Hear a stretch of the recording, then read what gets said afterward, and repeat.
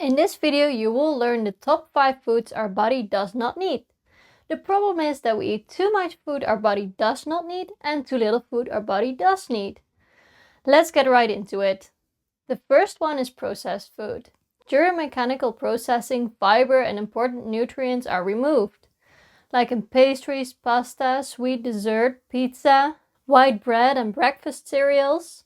The more processed the food is, the less nutrients and fiber it contains. You can say processed foods are nutrient thieves. They provide little to no nutritional value, but plenty of calories. And if you don't burn that energy off, it goes straight to the hips.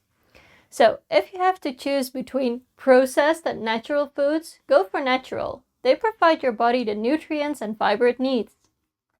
The second is additives. Additives are substances added to food to make it taste better, last longer, or look nicer.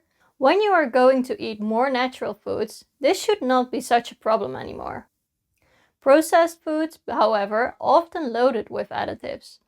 I made it a sport to find the foods with the least additives, which often means the least ingredients.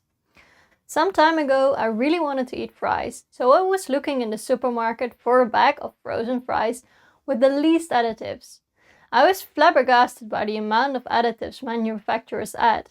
What do you need to make fries? Well, potatoes, that's for sure. And normally frozen fries contain some kind of oil like sunflower oil. But that's it. From the 33 bags, I found just 9 that contained just 2 ingredients, so only 27%. Can you find the product with the least additives? Number 3 is added sugar. So not the sugar naturally found in fruits, but sugar added to products. The World Health Organization recommends an added sugar limit of no more than 100 calories per day for most women, about 24 grams or 6 sugar cubes, and 150 calories per day for most men, about 36 grams of sugar or 9 sugar cubes. The World Health Organization even talks about halving it, as that would greatly decrease the amount of dental caries. Our sugar intake does not only come from the sugar in our tea, pastries or candy. Almost all processed foods contain added sugar to make it more palatable and to make you eat more of it, so the food industry can make more money. Added sugar comes in many forms, disguised under 56 names, so it can be very deceiving and difficult to find on the ingredient label. Even when skipping dessert, you may eat more sugar than you know. When I was researching about this topic, I went to our kitchen and started checking labels. I was convinced I did not eat any sugar anymore, but apparently that was not quite true. Just to name a few products that contain added sugar: flavored tea, ketchup, spaghetti sauce, granola, protein bars, low-fat products, pre-made soup, chocolate milk, breakfast cereals, flavored yogurt, and even vitamin water and bread. Calorie-dense drinks like fruit juice and soda also contain a lot of sugar, which is also super fast absorbed, as you take it in liquid form. It's like drinking a marmalade sandwich. It enters your body so fast and in big amounts that your body easily stores it as fat. Drinking fruit juices can lead to type 2 diabetes, whereas eating the same fruit can reduce the risk. So check with yourself. How much added sugar do you eat or drink daily? Is it the 6 or 9 sugar cubes, or is it more? Let's recap. So far we discussed processed foods, additives, and added sugar. I want to point out it is not that you can never eat these foods again. Let's call them once in a while foods. I like the 80-20 rule, in which you eat nutritious foods 80% of the time, like vegetables, whole fruits, nuts, seeds, and fish. And 20% of the time you eat once in a while foods, like processed foods and drinks. It is all about a healthy balance. Let's continue with number 4, alcohol. Alcohol irritates the gut, causing inflammation in the lining of the intestines, which can lead to a leaky gut and can change the composition of your microbiome. Both alcohol and smoking can also weaken the sphincter between your stomach and the esophagus, causing reflux. The last one is smoking. I can tell you that smoking is not good for you, but you already know that. I personally have never smoked, so I do not know what it is like to crave for a cigarette. So I turned to someone who does know what it feels like. The Dutch biohacker Casper Vermeulen was extremely addicted to cigarettes and successfully quit with the following approach. Let's call it the quit method, with which he has helped many people so far. Step 1. Before you start smoking your cigarette, breathe in through your nose and slowly out. What do you feel that makes you want to smoke now?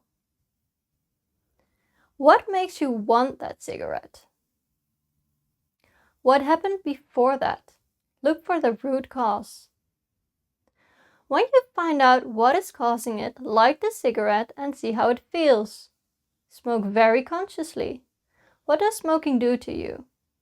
Do this for 2 weeks. Step 2. Once you have found out why it is you are really smoking, you can see if there is another way you can achieve the same effect. Casper did push-ups instead of smoking to get the same feeling, and went outside for breathing exercises during his smoking breaks. See if you can find a way that suits you. Not only smoking can be addictive, also alcohol, drugs, and even sugar mess with your brain and the bacteria in your gut. So the quit method can be used for all of them. Next to the quit method, what else can we do to consume less processed foods? The easiest solution is not having it at home in the first place. First, start by checking your cupboards and fridge. What do you actually have at home in terms of processed and sugary foods and drinks? How much sugar and ingredients do they all contain? What do the labels say? Make a grocery list of things you want to substitute it with. The more natural and less processed, the better. In the PDFs of this week, I've added a swap food list to give you some guidance. Go to the supermarket with your list and a full stomach to prevent you from impulse buying. When you come home, throw away the old stuff and replace it with what you've bought. This makes the threshold for eating processed foods much higher. To sum up, we discussed the top 5 foods our body does not need: processed foods, additives, added sugar, alcohol, and smoking. We learned about the 80-20 rule, talked about the quit method to overcome your cravings for cigarettes, sugary foods, and alcohol. And you know a practical step-by-step guide on how to replace your processed and sugary foods and drinks with nutritious substitutes. So what to take away from this video? Choose something you want to change in your eating habits. Do you want to challenge yourself to find the product with the least additives? Or are you going to check how much added sugar you eat or drink daily? Is it the 6 or 9 sugar cubes, or is it more? Do you want to start using the quit method? Or are you ready to start swapping your foods? Choose one and start small. The smaller the steps, the bigger the outcome.